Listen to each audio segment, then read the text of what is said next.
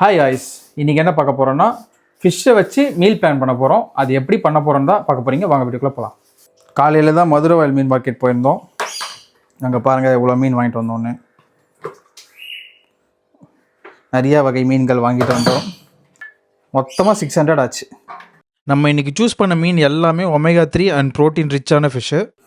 அயிலை, பறக்கும் கோலா,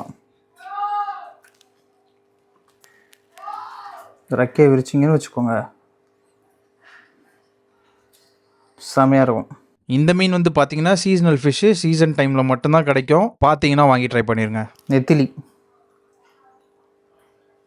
எல்லாம் ஃப்ரெஷ்ஷாக பார்த்து வாங்கிட்டு வந்துட்டோம். இந்த ஃபிஷ்ஷஸ்லாம் க்ளீன் பண்ணுறது எப்படின்னு லாங் ஃபார்மட் வீடியோ பண்ணியிருக்கேன். நம்ம சேனலில் தான் இருக்குது, ஃப்ரீயாக இருந்தால் செக் பண்ணி பாருங்கள். காய்ஸ், க்ளீன் பண்ணியாச்சு. இந்த நெத்திலி மீனை தான் க்ளீன் பண்ணுறதுக்கு 2 மணி நேரம் ஆக்கிடுச்சு.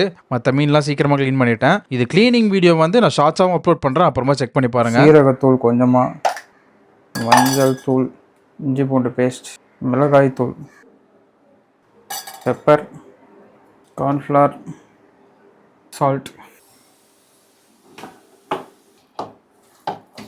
ஓகே, லெமன் வேணால் லெமன் பிழிஞ்சு விட்டுக்கலாம். அதை பற்றி நம்ம போடலை. ஓகே காய்ஸ், மசாலா போட்டாச்சு. இதை பேக் பண்ணிடலாம், அவ்வளோதான். இந்த மாதிரி பாக்ஸில் ஃபிஷ்ஷெல்லாம் போட்டு வச்சுக்கலாம். இன்னும் சின்ன சின்ன கண்டெய்னர்ஸ் இருந்தால் கரெக்டாக இருக்கும். நீங்கள் ஒரு நாளைக்கு எவ்வளோ சாப்பிடுவீங்களோ அதை வந்து 7 நாளைக்காக ஸ்ப்ளிட் பண்ணி அந்தந்த கண்டெய்னரில் போட்டு வச்சிட்டிங்கன்னா அப்பப்போ டீஃப்ராஸ்ட் பண்ணிட்டு சாப்பிட்றதுக்கு ஈஸியாக இருக்கும் உங்களுக்கு. இந்த மாதிரி பெரிய டப்பாலெல்லாம் போட்டு அப்பப்போ டீஃப்ராஸ்ட் பண்ணிட்டு குக் பண்ணிட்டு திரும்பி ஃப்ரீஸ் பண்ணிங்கன்னா சீக்கிரம் கெட்டு போயிடும். நான் சொன்ன சின்ன கண்டெய்னர்ஸ் அதோ அந்த ஃப்ரிட்ஜில் இருக்குல்ல, அதே மாதிரி இருந்ததுன்னா கரெக்டாக இருக்கும். அதில் ஆல்ரெடி வந்து நம்ம திங்ஸ்லாம் வச்சுருக்கனால இதிலே பேக் பண்ணிட்டு ஃப்ரீஸ் பண்ண ஃப்ரிட்ஜில் போட்டாச்சு. கொஞ்சம் பெரிய ஃப்ரிட்ஜாக எதுக்கு வாங்கினேன்னா இதுக்கு தாங்க, மெயினாக மீட்லாம் ஸ்டோர் பண்ணுறதுக்காக.